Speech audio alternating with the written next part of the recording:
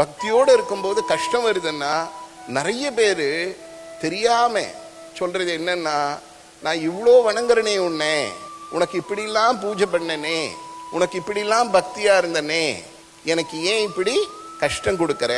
அதுக்கப்புறம் இன்னும் அந்த டைலாக் கண்டினியூ ஆகும். எப்படி ஆகும்?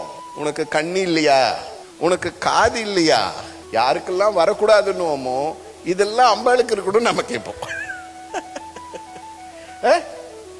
ஒரு உண்மை தெரிஞ்சுக்கணும், நமக்கு வர கஷ்டத்துக்கும் நம்ம பக்திக்கும் சம்பந்தமே கிடையாது. நமக்கு ஒரு கஷ்டம் வருதுன்னால் நாம ஏதோ ஒரு ஜென்மாவில் செய்த ஒரு பாவ கர்மத்தின் பலனால் தான் கஷ்டம் வருதே தவிர அது அம்பாள் கொடுக்கறதுன்னு நினைக்கும் போது என்ன ஆகும்னா அந்த பக்தியில ஒரு சஞ்சலம் வரும், ஒரு சலனம் வரும், அந்த பக்தியினுடைய பிடி இறுகி போயிடும்.